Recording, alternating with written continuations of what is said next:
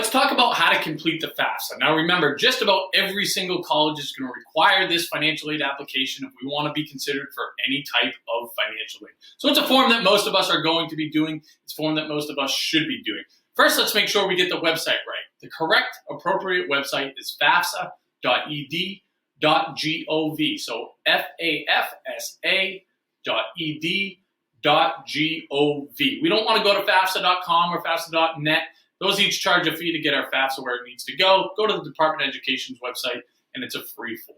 Now, what we're going to need in order to complete this, ideally, we'll have our tax returns handy. We'll have our bank statements handy. We'll have personal identifiers like our driver's license, our social security number handy.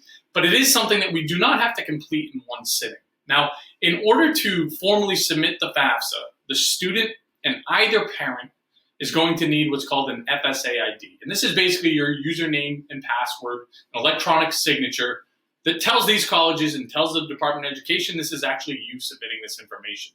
In order to apply for one of these username and passwords, we need to go to FSAID.ed.gov. And again, each student needs one. So if we have twins, each of those students will need their own ID. If we're a two-parent household, only one parent will need an FSA ID. If we're divorced or separated, it is the custodial parent, so whomever the student lives with, that's going to need to create an FSA ID and complete the FAFSA.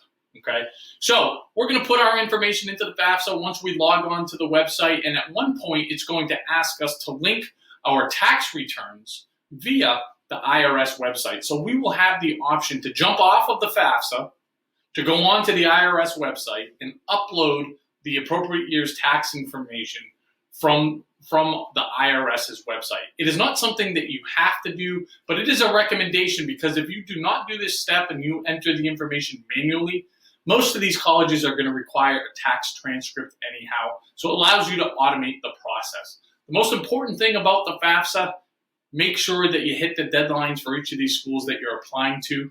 Make sure that you do not include any retirement accounts as part of your assets or the net worth.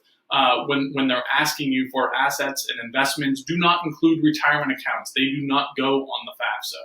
If you're a business owner and they ask you for the net worth of your business assets, you're going to put down $0 unless you have more than 100 employees. So for the vast majority of business owners, we are not listing any business assets on the FAFSA.